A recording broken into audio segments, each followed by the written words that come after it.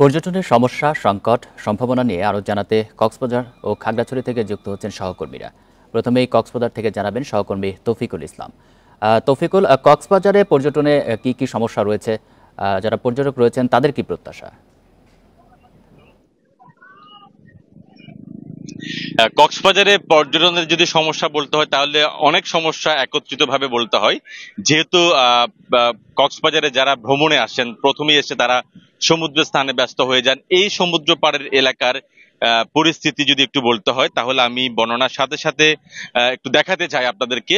আজকে যেহেতু শুক্রবার এবং বিশ্ব পর্যটন দিবস, সেই উপলক্ষে আসলে অনেক পর্যটক কক্সবাজার ভ্রমণে আসছেন, এখানে এসছেন এবং সকাল থেকে অনেকে এসে যে যার যার মতো করে আনন্দ উপভোগ করছেন, সমুদ্র স্নান করছেন। আমরা দেখতে পাচ্ছি অনেক পর্যটক এখানে কক্সবাজারে, অন্তত পক্ষে প্রায় 20,000 বা তার চেয়ে বেশি পর্যটক এখানে সমাগম হয়েছে বলে আমরা জানতে পেরেছি। তবে এখানে যে অনেক কিছু অসঙ্গতি আমরা সকাল থেকে পরিলক্ষিত হচ্ছে, অনেক সমস্যার দেখতে পাচ্ছি। আপনি দেখতে পাচ্ছেন এখানে যত্রতত্র ভাবে যে ঘোড়ার বিচরণ, মোটরসাইকেলের করেই এখানে যে যার যার মতো করে ঘুরছে। তো আসলে অপরিষ্কার অপরিচ্ছন্নতার কথা যদি বলতে হয় তাহলে এখানে যত্রতত্র ভাবে ময়লা ফেলা হচ্ছে। এটি আসলে অনেকটা যারা পর্যটকরা আসছেন বা যারা ভ্রমণে আসছেন তাদের হচ্ছে সচেতনতার অভাবকে দায়ী করছেন এখানকার যারা ব্যবসায়ী আছেন তারা বলছেন। তবে বিকেলের দিকে এখানে বেশ কিছু পরিচ্ছন্ন কর্মীরাও আসেন। তো আসলে তারা একবেলা এসে এই বিশাল একটি সমুদ্র সৈকতের পাড়ে এইভাবে পরিষ্কার রাখা অনেকটা দুরূহ হয়ে পড়েছে। তো পাশাপাশি শুধু এই এলাকা নয়, বিভিন্ন জায়গায় আইন শৃঙ্খলা পরিস্থিতি অনেকটা অবনত হয়েছে।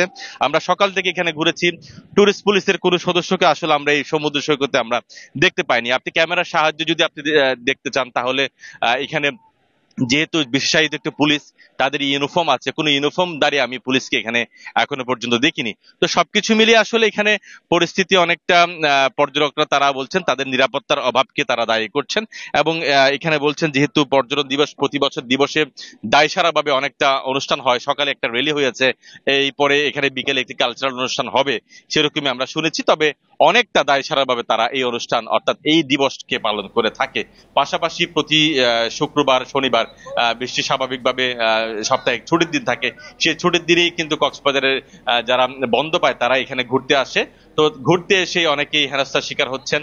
তো সবকিছু মিলে তারা বলছেন তাদের নিরাপত্তাটা আগে এবং পাশাপাশি এখানকার বিনোদনের যে যদি ব্যবস্থা করা যায়, রাতের বিনোদনের কোনো ব্যবস্থা কক্সবাজারে নেই এবং সেই সাথে তারা বলছেন শুধুমাত্র সমুদ্র সৈকতে এসে ঘোরাফেরার পরে তাদেরকে রাতে হোটেলে অবস্থান করা ছাড়া আর কোনো তাদের কোনো বিনোদনের কোনো জায়গা নেই। সরকারি বা বেসরকারি ভাবে যদি বিনোদনের কোনো ব্যবস্থা করা যায়, বেসরকারি ভাবে উদ্যোক্তা এনে এখানে যদি কাজ করা যায় তাহলে পর্যটকরা অন্তত পক্ষে কক্সবাজারে বেশ কিছু সময় অতিবাহিত করতে পারবে। যে তৌফিকুল, আপনি থাকবেন আমাদের সাথে, আমরা একটু বান্দরবানের পরিস্থিতি জানবো। সেখান থেকে যুক্ত আছেন সহকর্মী মংকিং মার্মা। মংকিং, আপনি শুনছিলেন কক্সবাজারে বেশ কিছু সমস্যার কথা বলছেন। বান্দরবানে মূলত মূল সমস্যাগুলো কি, আর সেখানে যারা সংশ্লিষ্ট ব্যবসায়ী রয়েছেন তারা কি বলছেন, তাদের কি ধরনের প্রত্যাশা? বান্দরবানে মূলত এখানে প্রাকৃতিক দুর্যোগের পাশাপাশি এখানে যে আইন শৃঙ্খলা বাহিনীর যে যৌথ অভিযান, এটির কারণে কিন্তু এখানকার যে স্থানীয় যে সকল পর্যটন ব্যবসায়ী আছেন তাদের কিন্তু আসলে ব্যাপক ক্ষতি হয়েছে। তো গত 3 বছর ধরে কিন্তু একই ধরনের পরিস্থিতি এখানে।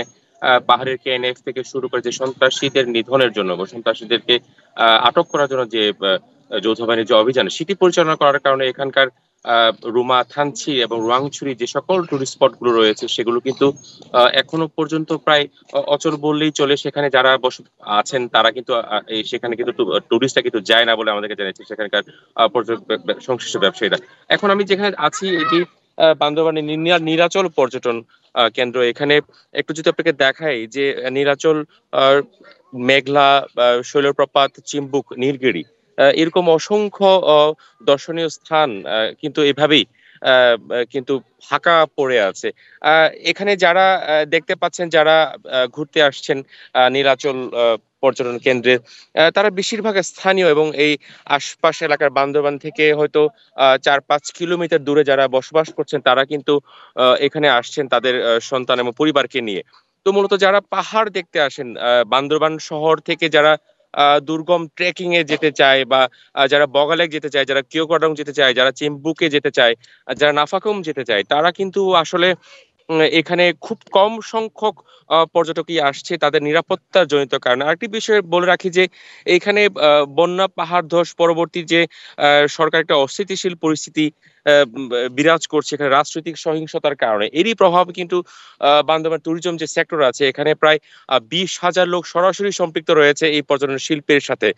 তো তারা যেমনটি বলছেন যে তাদের এই দীর্ঘদিনের সমস্যার কারণে কিন্তু তারা আসলে তাদের ব্যাপক ক্ষতি হয়েছে এবং তারা যেটি আশা করছেন সরকারের পক্ষ থেকে যে এই পাহাড়ে যে সকল সংঘাত রয়েছে, এই পাহাড়ে যত ধরনের অভিযান রয়েছে সেগুলো যাতে খুব অতি শীঘ্রই সমাধান, এর পাশাপাশি এখানে যাতে যে পর্যটক যারা আসেন তাদেরকে নিরাপত্তা যে নিশ্চিতকরণের যে বিষয়গুলো যদি নিশ্চিত করা হয় তাহলে কিন্তু ওই দুর্গম পাহাড়ে পর্যটক আসবে। এখানকার জেলা প্রশাসনের সাথে কথা বলেছি এবং টুরিস্ট পুলিশের সাথে কথা বলেছি, তারা যেমনটি বলেছেন তারা কিন্তু নিশ্চয়তা প্রদান করছেন এখানে যারা ঘুরতে আসছেন।